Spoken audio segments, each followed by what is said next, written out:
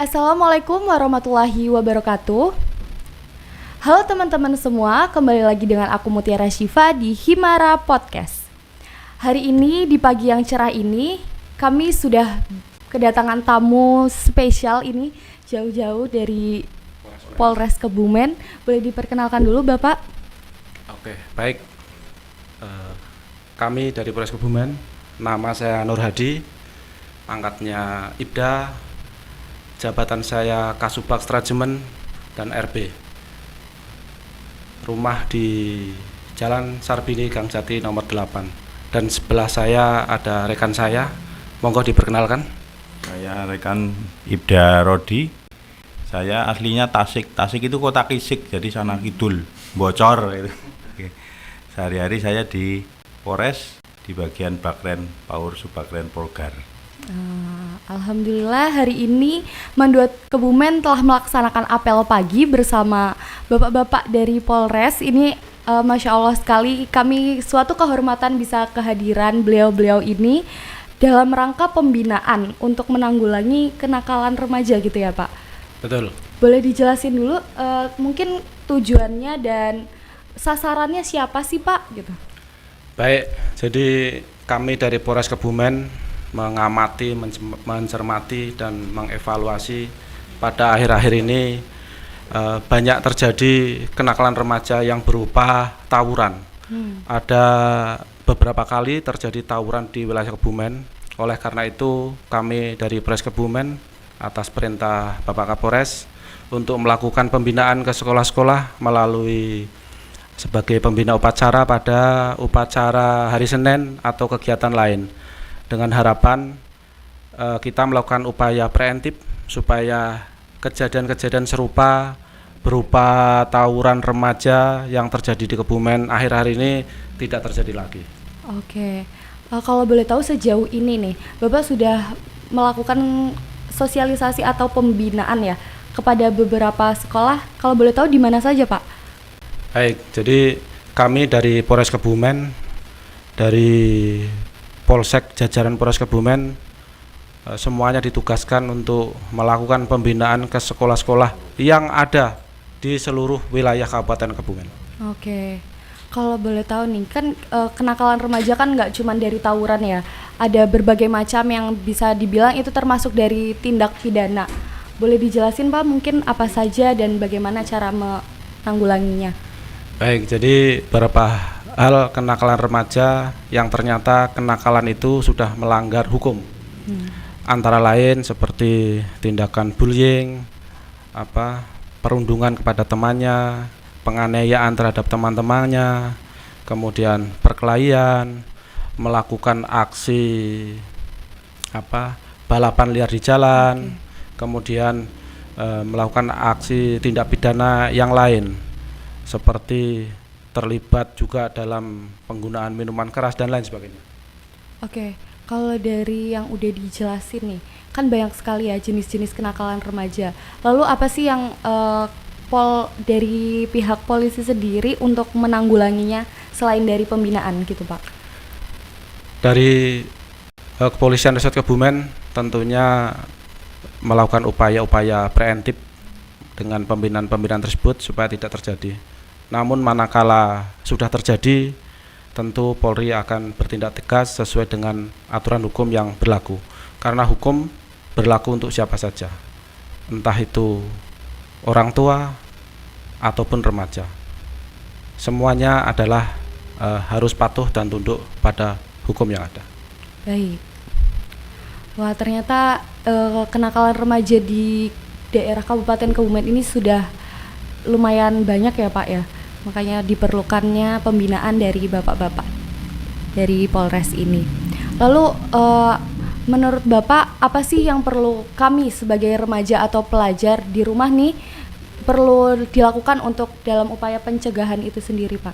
Baik, yang pertama pelajar itu satu harus patuh pada orang tua, kemudian patuh pada guru.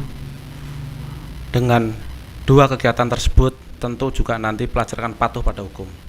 Awali dulu patuh pada aturan yang ada di rumah masing-masing, aturan yang ada di sekolah, dan nanti akan mematuhi aturan yang ada di negara ini. Jadi yang kedua, adik-adik apabila bertindak, berbuat, dipikir dulu tindakan saya ini melanggar hukum apa tidak. Kalau itu melanggar hukum jangan dilakukan. Belajarlah yang rajin, ya, raih prestasi, karena posisi adik-adik adalah pelajar. Jadi tugas utamanya adalah belajar. Ya, manakala sudah selesai sekolah, pulang ke rumah. Jangan banyak bermain, ya, jangan banyak keluyuran. Nanti itu akan membawa dampak, akan melakukan hal-hal yang melanggar hukum. Gunakan media sosial adik-adik untuk belajar. Buka medsos itu untuk belajar, bukan untuk saling membuli, saling mengejek, saling menghina, ya, tidak punya etika di media sosial. Akhirnya terjadi nanti saling tantang menantang dan terjadinya tawuran. Itu diantaranya. Oh iya, betul juga ya, apalagi di era digital sekarang ini orang bisa melakukan bullying tidak hanya secara langsung ya Pak, tapi di media sosial juga. Tuh. Menurut Bapak seberapa penting sih kami untuk memilah dan memilih pergaulan yang baik gitu Pak? Tentu sangat penting sekali. Pergaulan itu karena adik-adik ini posisinya pelajar, bergaullah dengan pelajar. Ya. Jadi tugas pokok adik-adik belajar. Yang di sana ya belajar. Jangan bergaul dengan orang-orang luar yang sudah tidak sekolah, di mana itu sudah menjadi anak jalanan, dia sudah menjadi anak nakal, nanti akan berdampak. Jadi adik-adik yang pelajar ini yang pada mulanya baik, karena pergaulan di luar dengan orang-orang yang tidak baik, akhirnya akan ikut menjadi tidak baik. Jadi prinsipnya bergaullah pada teman-teman yang seangkatannya, karena saat ini belajar, bergaullah dengan teman-teman belajar. Boleh bergaul dengan orang lain, tapi orang-orang yang baik, mungkin dengan bapak ibu guru, dengan senior-senior, dengan rekan-rekan yang lain, tapi orang-orang yang baik. Jangan sekali-kali bergaul dengan orang-orang yang sudah tidak baik, yang sudah melanggar hukum, yang sudah di jalanan, dan lain sebagainya. Baik, oke, pertanyaan terakhir nih Pak. Mungkin buat teman-teman di Mandua Kebumen ini, dari siswa-siswinya mungkin Bapak ada pesan-pesan yang ingin disampaikan? Ya, pesan saya, belajarlah dengan rajin, belajarlah dengan semangat. Apabila adik-adik ini punya kelebihan, punya prestasi, misalnya di bidang olahraga, misalnya ikut taekwondo, ikut judo, ikut karate, salurkanlah bakat itu dalam kompetisi nasional, kompetisi tingkat kabupaten sampai tingkat provinsi, syukur sampai tingkat pusat. Nanti hasil kompetisi itu kalau adik-adik berprestasi, prestasi itu akan menunjang karir adik-adik ke depan. Kalau adik-adik ini juara taekwondo atau juara nasional di bidang olahraga dan sebagainya, prestasi itu akan dibawa manakala nanti adik-adik akan mendaftar sekolah di perguruan tinggi negeri favorit atau sekolah di kedinasan, itu akan dipertimbangkan dan itu merupakan nilai plus. Jadi jangan sekali-sekali kelebihan adik-adik itu malah digunakan yang melanggar hukum, pintar bela diri malah untuk membuli temannya, untuk memukuli temannya, untuk berkelahi, untuk jagoan dan lain sebagainya. Itu sangat tidak dianjurkan. Kemudian misalnya adik-adik ini hobi naik motor, pinter naik motor, ikutlah kejuaraan balapan motor di sirkuit, ya, cari prestasi, cari juara, itu juga nanti akan menunjang keberhasilan adik di masa depan. Jangan pinter naik motor, hobi naik motor digunakan untuk balapan liar, untuk kebut-kebutan di jalan. Ini berdampak sangat merugikan masyarakat. Kemudian nanti masyarakat yang sudah tertib, masyarakat yang sudah baik, tertib berlalu lintas, tapi karena kecerobohan remaja yang ngebut di jalan, yang melanggar di jalan, menabrak orang yang tertib itu, jadi orang yang sudah tertib berlalu lintas jadi korban gara-gara kenakalan dari remaja yang tidak tertib ini. Demikian. Oke.